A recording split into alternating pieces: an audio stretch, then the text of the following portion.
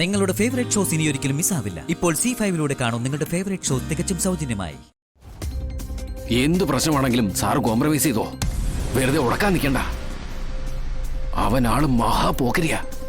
അതെ, കുമാരേട്ടനെ എന്നെ അറിയാത്തോണ്ടാ. അത്യാവശ്യം ഗുണ്ടായിസൊക്കെ എന്റെ കയ്യിലുണ്ട്. കളം ഇവിടെ അല്ലെന്നേ ഉള്ളൂ.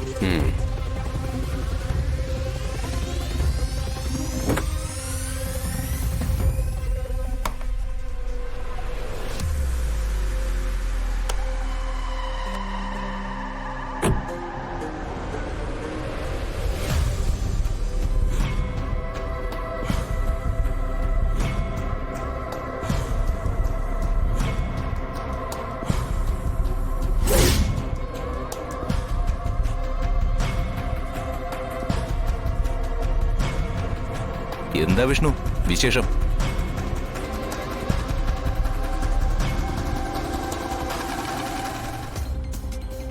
പെരുങ്കള്ളൻ വിശേഷം ചോദിക്കുന്നത് കണ്ടില്ലേ? അടിച്ചവന്റെ മൂക്കാമണ്ട പൊടിക്കാശാനെ.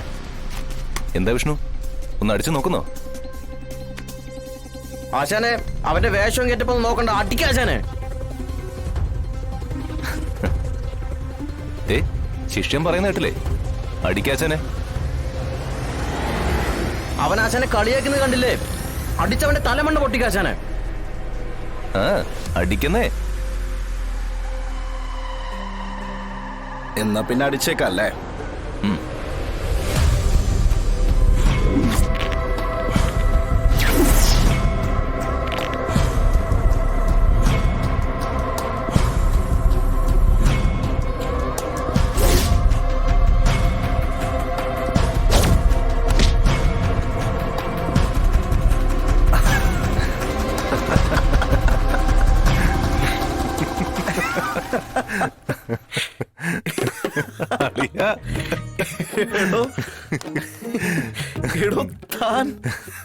ഇതെങ്ങനെ ഇവിടെ?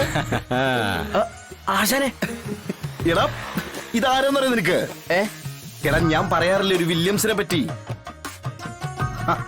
ആ ബ്രോയാണ് ഈ ബ്രോ. നമ്മുടെ മൂന്നാർ കൊളുങ്ങുമല കഥ ആ വില്യംസ് ആണോ ഈ വില്യംസ്? ഇവനെ എടാ നിനക്ക് വിശ്വാസം ഇല്ലേ? ക്ഷമിക്കണം ആശാനെ, സത്യമായിട്ടും ആശാൻ തള്ളിയതാണെന്നാ ഞാൻ വിചാരിച്ചത്. എടാ പോടാ. ഇവനൊക്കെ എന്താ സാറേ, എന്താ സംഭവം? എടോ, അത് കുറച്ച് വർഷം മുമ്പത്തെ കഥയാ. കഥയല്ല, സംഭവം തന്നെയാ. പക്ഷെ ഈ കക്ഷി പറഞ്ഞതുപോലെ എളുപ്പം അത് ആരും വിശ്വസിക്കില്ല. അത് ശരി. തനിക്കറിയാലോ, എസ്റ്റേറ്റുകൾ വാങ്ങിച്ചു കൂട്ടുന്നത് എനിക്കൊരു ഹരമാണെന്ന്. അത് പിന്നെ ബ്രിട്ടീഷുകാരുടെ കാലത്താ ഇവിടെ തേയില എസ്റ്റേറ്റുകളൊക്കെ പച്ചപിടിച്ചത്. അവര് പോയ പിന്നെ സർക്കാരിന്റെ ചട്ടങ്ങളും മിച്ചഭൂമി പ്രശ്നങ്ങളൊക്കെ ആയി ഉടമസ്ഥന്മാരുടെ കഴുത്ത് മുറുക്കി. അതുകൊണ്ട് വിറ്റ് തലവേദന ഒഴിവാക്കുക മിക്ക ആൾക്കാരും. പക്ഷേ എനിക്കൊരു ഗുണമുള്ള എന്താന്ന് വെച്ചാ, എത്ര തരിശായി കിടക്കുന്ന എസ്റ്റേറ്റ് ആണെങ്കിലും തളർപ്പിച്ചെടുക്കാൻ അറിയാം. അതിനു വേണ്ടി നിയമത്തിന്റെ ഏത് ചുവപ്പ് നാട് അഴിപ്പിക്കുകയും സമരത്തിന്റെ ഏത് ചുവപ്പ് കൊടിയും താഴ്ത്തുകയും ചെയ്യും ഈ വില്യംസ്. അതെ അതെ, മട്ടാഞ്ചേരിക്കാരൻ വിൽഫ്രഡിന്റെ മകൻ വില്യംസിനാണ് കച്ചവടം പഠിപ്പിക്കണേ. മട്ടാഞ്ചേരിക്കാരെ നല്ല കച്ചവടക്കാരാ, പക്ഷേ ചതിക്കില്ല വിഷ്ണു. ഡൗൺലോഡ് ചെയ്യൂ C5 ആപ്പ്. കാണൂ എല്ലാ എപ്പിസോഡുകളും സൗജന്യമായി.